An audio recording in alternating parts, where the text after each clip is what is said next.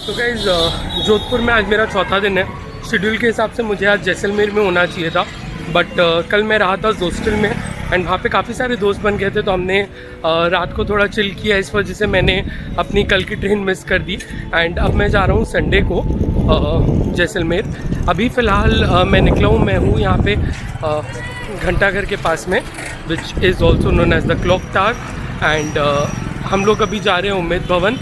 तो कल और भी कुछ दोस्त मिल गए थे जिनका भी आज उम्मेद भवन पैलेस जाने का मन था एंड पहले मैंने उम्मेद भवन पैलेस स्किप कर दिया था अपने इंटायर ट्रिप में से, बट फिर क्योंकि आज का दिन एक्स्ट्रा मिल गया तो मैंने बोला कि ठीक है चलो यहाँ पे भी ट्राई करके जाया जाए।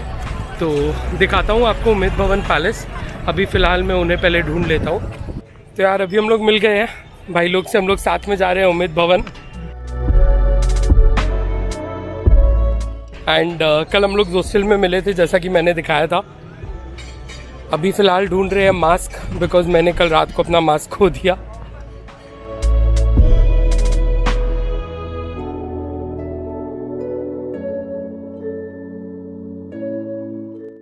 और यार अगर आप जोधपुर का असली मज़ा लेना चाहते हो तो मैं ये कहूँगा कि आप यहाँ के गलियों में थोड़ा ऑटो से घूम लो ताकि आप इस शहर को महसूस कर पाओ। उम्मेद भवन पैलेस जाते हुए एक बात का और ध्यान रखें कि आप होटल के एंट्री वाले गेट पे नहीं बल्कि म्यूजियम के एंट्री वाले गेट पे उतरे।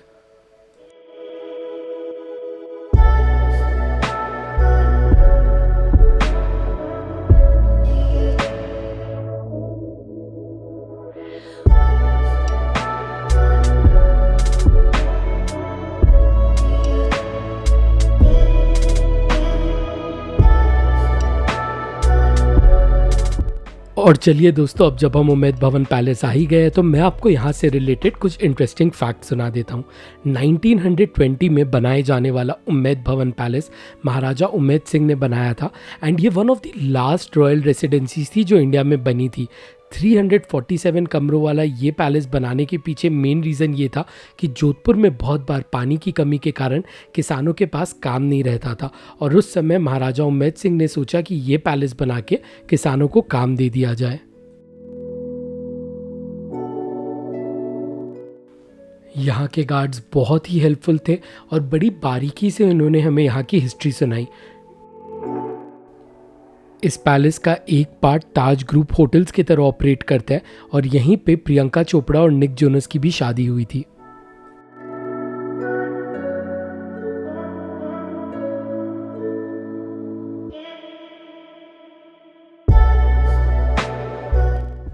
ऐसे तो आप उम्मेद भवन पैलेस में कई सारी चीज़ें देख पाओगे, जैसे कि कुछ रॉयल फोटोग्राफ्स, कुछ पेंटिंग्स, स्टफ्ड लेपर्ड, राजा महाराजा की पुरानी चीज़ें, लेकिन ये जगह पर्टिकुलरली मेरी लाइकिंग की नहीं थी तो कुछ टाइम बाद ही मैं यहाँ पे बोर हो गया।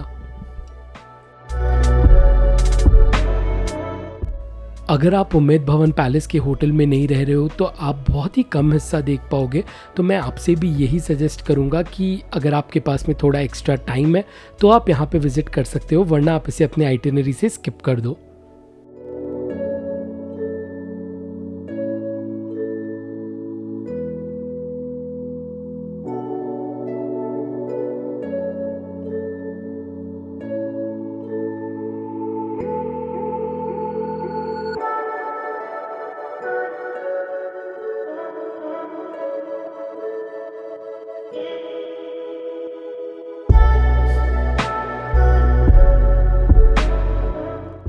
और यार जोधपुर की गर्मी से परेशान होकर हम बैठ गए बाहर लॉन वाले एरिया में जहाँ पे काफ़ी ठंडी हवा थी और यहाँ पे हमने अनंत भाई की पोइट्री भी सुनी।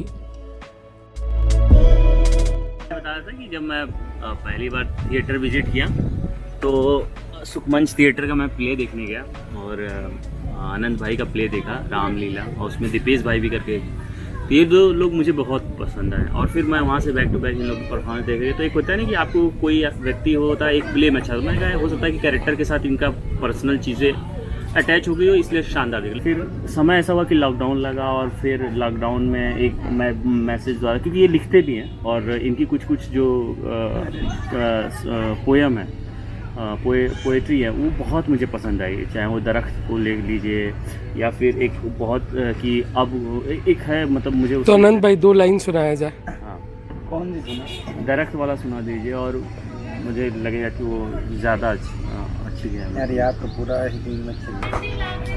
तो मैं सुना ही देता हूँ ये पूरा कि दरख्तों से तुम्हारा पता पूछूंगा, नदियों से रास्ता, हवाओं के समत बहूंगा, बादलों से गुजरता।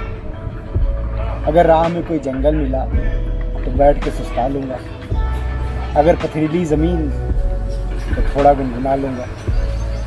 जख्मों पर हौसले मलते, दूर आसमां को लपकते, सांसों की तुझ तक मैं एक दिन आऊँगा। एक हथेली में मौसम रख, दूजे में तारे भर के लाऊंगा। रख कर उनको कुर्बत में अपने, फिर और कुछ हम क्यों खोजे। एक फलक के नीचे जब बस हम तुम मौसम और तारे। क्या बात, बहुत बेहतर।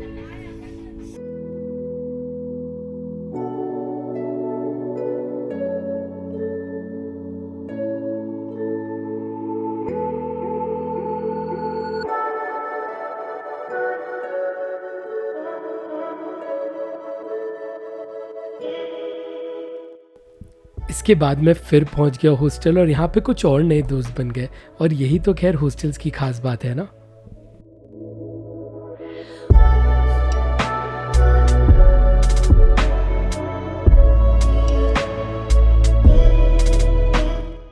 अब दोस्तों इससे मिलिए, ये है बनी। अगर आप जोधपुर हॉस्टल में रहते हैं तो यार कुछ भी करें, लेकिन इसके प्रैंक से डेफिनेटली बच के रहे। I don't know you. I'm seeing you for the first time. Forget about forgetting. But in the first place, you don't even realize कि एक meeting has happened. That's what I'm saying. You told me yesterday you have to do homework, like people can remember. I'll start. Okay, Divya, so one, of this two, don't go there, it's front of AC.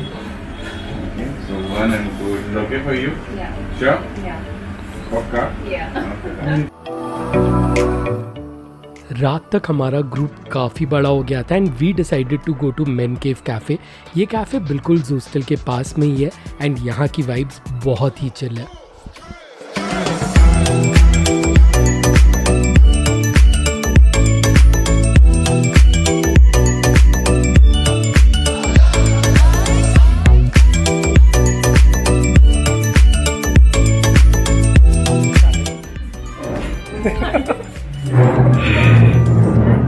Meet Sai.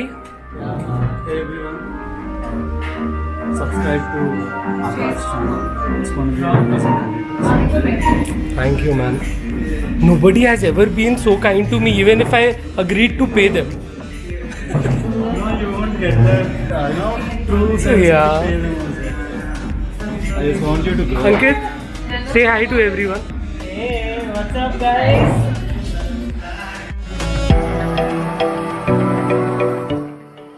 और यार solo travelling करने का, hostels में रहने का, इसका भी एक अलग ही मज़ा है। कौन हमें देखेगा और कहेगा कि हम आज ही मिले हैं।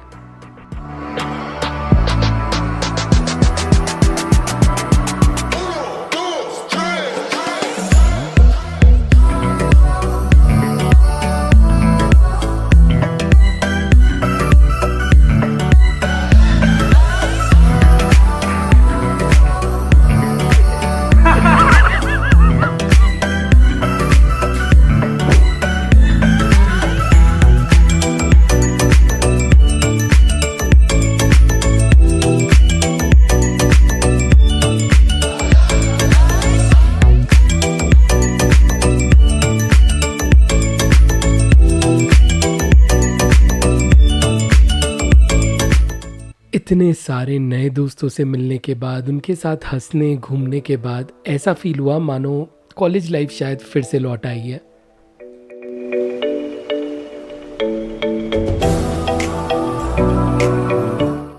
उस रात हमने वापस हॉस्टल के रूफटॉप पे करीब सुबह के 3:30 बजे तक चिल किया और फिर we called it a night.